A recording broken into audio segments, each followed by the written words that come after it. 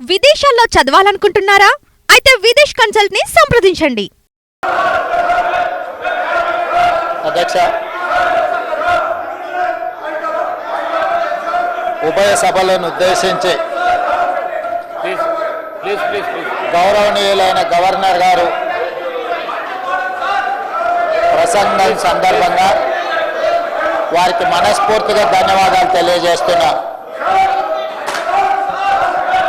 గౌరవనీయులైన గవర్నర్ గారి ప్రసంగానికి ధన్యవాద తీర్మానాన్ని ప్రవేశపెట్టిన తెలంగాణ శాసనసభ విప్ ఆది శ్రీనివాస్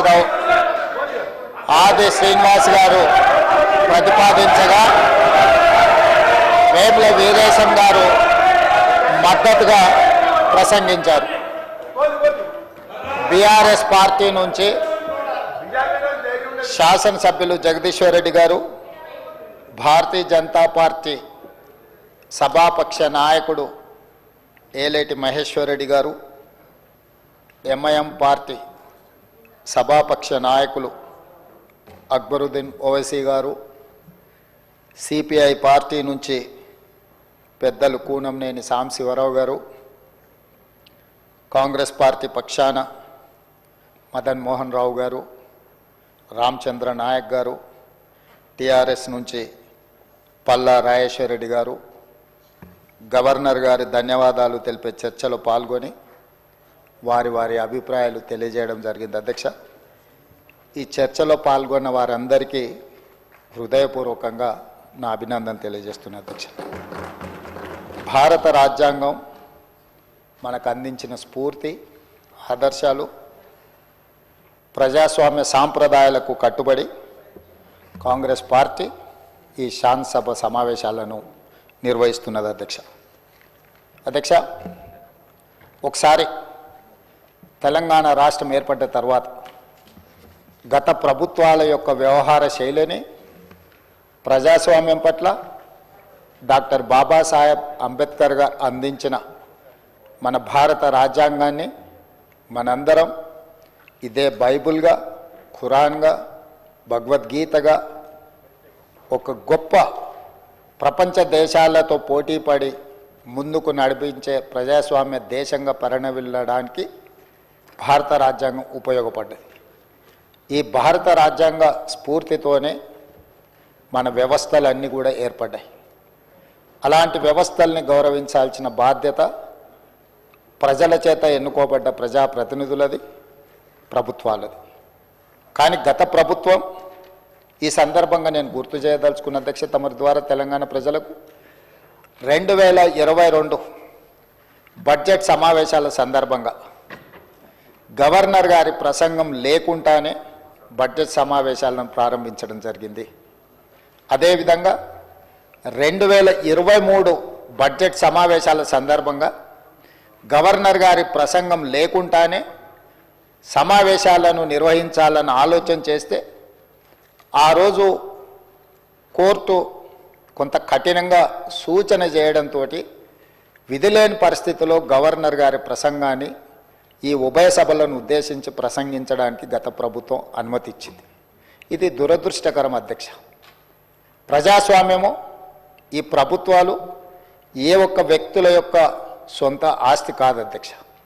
ఇది మన పెద్దలు, మన పూర్వీకులు మనకు వారసత్వ సంపదగా ఇచ్చి ఈ సాంప్రదాయాలను ఇంకా బలపరిచి బలోపేతం చేసి ప్రజాస్వామ్యం వేళ్ళూనుకునే విధంగా ముందుకు తీసుకెళ్లాలని ఎంతో విశ్వాసంతో ప్రజలు మనకి అవకాశం ఇచ్చారు.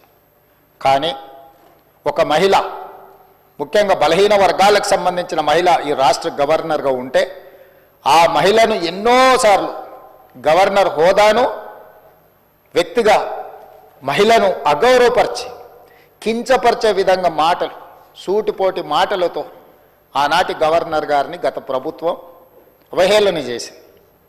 కానీ మా ప్రభుత్వం వ్యక్తిగతంగా ఈ వ్యవస్థల్ని, ఈ వ్యవస్థల యొక్క విలువలని తగ్గించడానికి మేము ప్రయత్నం చేయదలుచుకోలేదు అధ్యక్ష. అందుకే మా ప్రభుత్వం ఏర్పడ్డ తర్వాత రాజ్యాంగబద్ధ సంస్థలైన కేంద్ర ప్రభుత్వం కావచ్చు, లేకపోతే గవర్నర్, అదేవిధంగా న్యాయ వ్యవస్థలు కావచ్చు, ఎన్నికల వ్యవస్థలు కావచ్చు, వీటన్నిటితో సత్సంబంధాలను ఏర్పాటు చేసుకొని ఆ వ్యవస్థల్ని సంస్థల్ని గౌరవించుకుంటూనే తెలంగాణ రాష్ట్ర ప్రభుత్వాన్ని ముందుకు నడిపించే ప్రయత్నం చేస్తున్నాం. అందులో భాగంగానే నిన్న మన గవర్నర్ గారి ప్రసంగం ప్రజాస్వామ్య స్ఫూర్తిని ఈ దేశ ప్రజలకు గుర్తు చేయడంలో భాగంగానే వారు ప్రస్తావించడం జరిగింది అధ్యక్ష.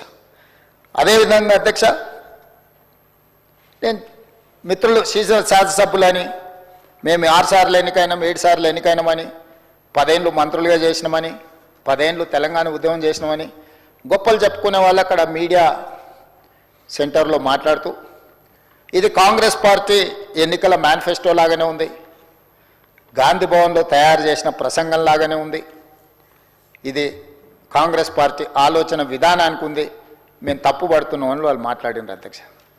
నిజంగా నాకు ఆశ్చర్యం కలిగించింది అధ్యక్ష. 10 సంవత్సరాలు ప్రభుత్వాన్ని నడిపి 10 సంవత్సరాలు కేంద్రంలో రాష్ట్రంలో అదేవిధంగా ఉమ్మడి రాష్ట్రంలో మంత్రులుగా చేసిన పార్టీ అధ్యక్షతన ఆ నాయకుడు అధ్యక్షత నడుస్తున్న పార్టీ, ఆయన మంత్రివర్గంలో పనిచేసిన శాసనసభ్యులు ఈ రకంగా మాట్లాడడం నాకు ఆశ్చర్యాన్ని కలిగించింది.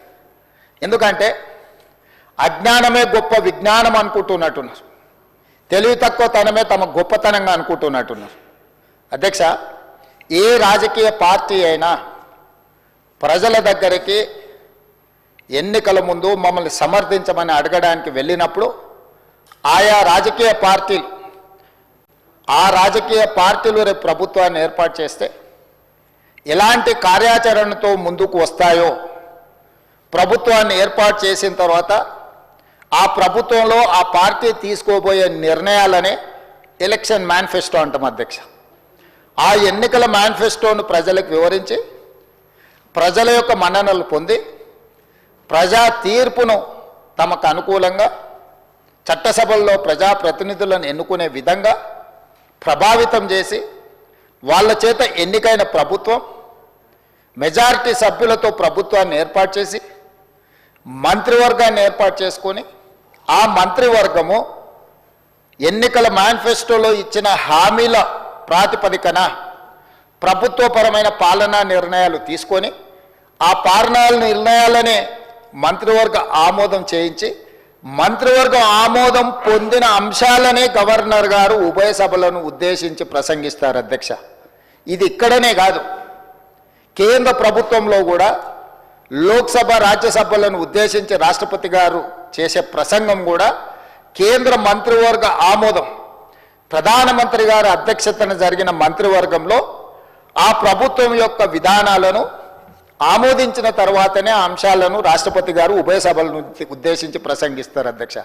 రాష్ట్రపతి ప్రతినిధిగా గవర్నర్ గారు రాష్ట్ర ప్రభుత్వాలు ముఖ్యమంత్రి గారి అధ్యక్షతన మంత్రివర్గం ఆమోదించిన అంశాలను మాత్రమే గవర్నర్ గారు ఈ సభలను ఉద్దేశించి ప్రసంగిస్తారు అధ్యక్ష.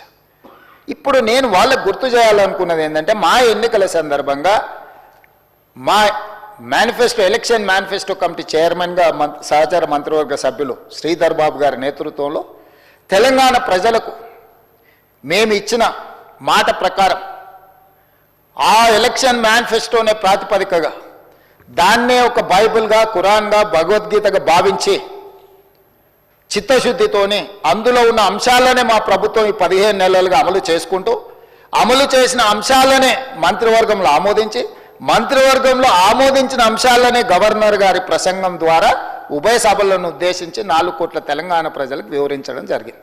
ఇప్పుడు నేను మిమ్మల్ని అడుగుతున్న అధ్యక్ష, తమరి ద్వారా వాళ్ళని అడగదలుచుకున్న నేను, ఇది ఒక ప్రాతిపదిక, దీనికి ఒక చట్టబద్ధత ఉంది. మరి మా పార్టీ ప్రజల దగ్గరికి వెళ్ళి ప్రజల యొక్క మన్ననలు పొంది ప్రభుత్వాన్ని ఏర్పాటు చేసిన ప్రభుత్వం తీసుకున్న నిర్ణయాలను గవర్నర్ ప్రసంగంలో మేము పొందుపరిస్తే దాన్ని తప్పుబట్టి అవహేళన చేసి ఇది కాంగ్రెస్ పార్టీ విధానం లాగానే ఉంది అట్లెట్లుంటుంది అంటారు ఏంది అధ్యక్ష? గవర్నర్ గారి ప్రసంగం కాంగ్రెస్ విధానాలకు వ్యతిరేకంగా ఉండదు అధ్యక్ష. ఈ ప్రభుత్వమే కాంగ్రెస్ ప్రభుత్వం, ఇది ప్రజాప్రభుత్వం, ప్రజాపాలన అధ్యక్ష. సుమన్ టీవీలో మీ పర్సనల్ అండ్ బిజినెస్ ప్రమోషన్స్ కోసం కింది నెంబర్కి కాంటాక్ట్ చేయండి.